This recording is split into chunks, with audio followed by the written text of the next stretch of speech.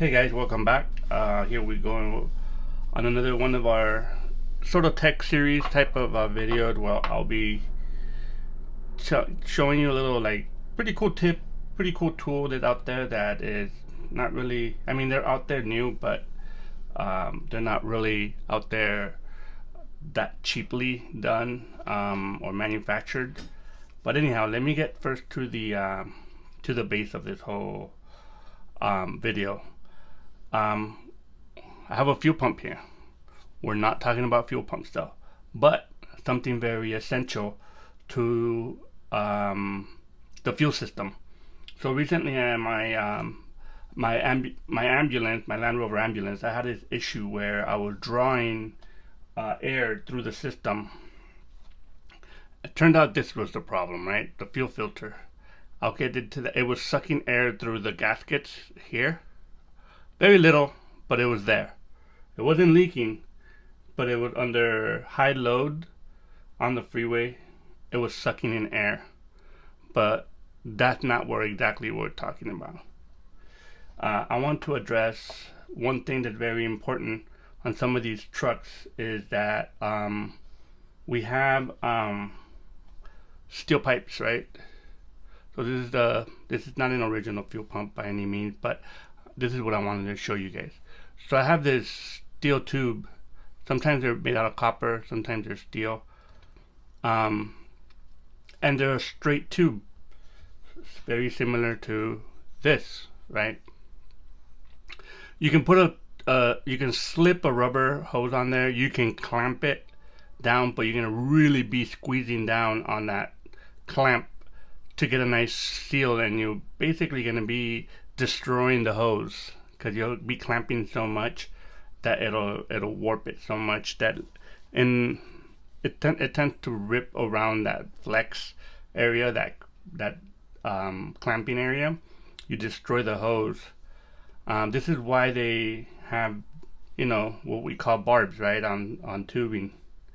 This, you got barbs and that, and then you got beads like this, right? That little bead right there makes a nice positive connection with the rubber hose. And then you got barb tees where you have the barb ever so, I mean, this is probably like a 64th of an inch. That barb, it's not a whole lot. It's not as pronounced as this one here, but this one does the job. I mean, and they're very sharp, so usually it's hard to undo them. These work great. Then you got on vacuum lines, you also have a bead. This one's sort of like a bead slash barb. This one's really just a bead. On this is like a heater on a Land Rover coming off of the head. That's just really a bead. Then you have hoses, steel hoses that have this bead, right? But how do you produce these beads on here? How do you produce that bead on a pipe? It's kind of hard, right? Like, we have ways to do flare fittings, double flares, and all that, and they're very inexpensive. Look at some of my videos in the past where I'm showing how to use a Titan tool to create that double flare, bubble flares, and whatnot. But how do you do on a tube? How do you do this bead? Well, here it is. I'm going to show it to you right now. It's this tool here. That one, and I have another one that's a different size. I got two of them. This is a vintage tool that I believe was made for the airplane, or yeah, to the air systems, like to basically for the fuel systems on airplanes. And here's the reason why I think that is. This one's made by the Parker Appliance Company, right? But the reason why I think it has these wings around these around the triangle logo, and the wings I think are part of the aerospace industry. But I really like this tool a lot. So I basically got these from my friend Peter. He's out of this business of fixing Land Rovers. So he made me this custom one for 5/16 inner diameter tubing, which is 3/8. He actually manufactured this with a nice bead on there to make a bead. And you can make your own or buy them. I've seen them on eBay go for about $60 a pop. And then you can change them and buy one of these and make your own, or buy the extra tools and change them out. So this one, you just pull it out and it slips right in. Yeah, so this is a vintage one. They do sell some other ones that are modern tools out there that they sell, but I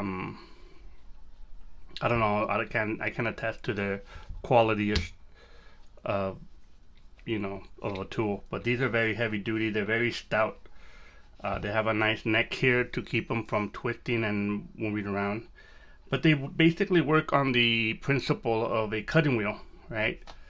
That you open the cutting wheel, and as you put more pressure and you spin it, you create more pressure, and you cut the tubing, right? Well, this one here, I'm gonna show you guys how I do it. So on a straight pipe, you want to clean that tip, your hole, with a deburring tool. Clean it really well. And I'm gonna use, this one doesn't fit in here, it's a little bit too big. This is about 1/4 of an inch pipe, or tubing I should say. So this one here is I use one of these are a cheap kit from Harbor Freight for a flaring tool, and I use this to hold on to the pipe, hold on to the subject. And you open this up a little bit. You don't have to do a whole lot, and you put it in. Put a little bit of oil or grease. You don't need that much. Just put a little bit of oil or grease. Tighten it down. And then once you have it, don't tighten it too much. Okay, so just start it off. You just a 1/4 of a turn and just spin it. 1/4 of a turn or 1/8 of a turn.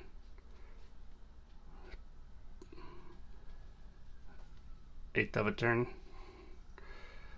Don't get all happy trying to do it all at once. You'll end up actually distorting the end. So you just keep doing it slowly. I should put a little bit more grease, but I didn't want it to get so dirty that you couldn't see on the video. So I'm kind of going dry. 1/8 of a turn. And I'm gonna do one more 1/8 and that's it.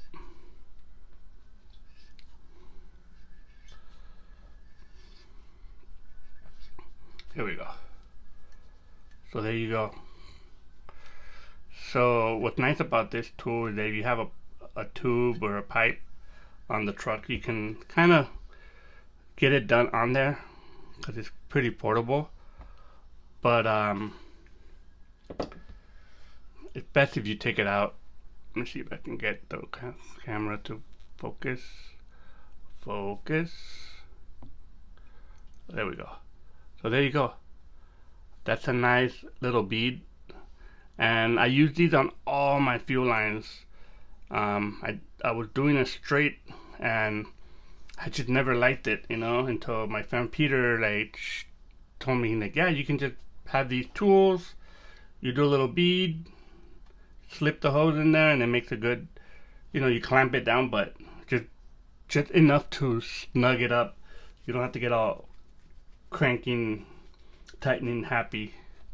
So yeah, enjoying this tool quite a bit. I went through my whole ambulance, and every single tubing that had a straight tube, put a bead in it. Right away I could feel the positive engagement of the hose once you put it in. Make sure you do that on all your fuel lines. Try to minimize the connections, as many, if you can minimize 4 hoses down to like maybe 2. Try to do it in halves. Try to do that. It really helps avoid getting air leaks, and every connection is basically a failing point. So anyhow, hope you guys learned something out of this one. I'm trying to keep it short, but I hope that you go out on eBay and start looking for some of these vintage tools. They're pretty awesome. They come in a lot of different sizes. Sometimes they come in kits in pairs of or actually a set of 4 of these, but they're about $300-400 for the set of 4. But yeah, just keep your eyes peeled. Go through Craigslist and OfferUp, see if you can find any of these vintage tools out there. They're out there, and they're also out there new, but I can't attest to the quality of the new ones. But anyhow, thanks for watching. See you guys on the next one. Bye.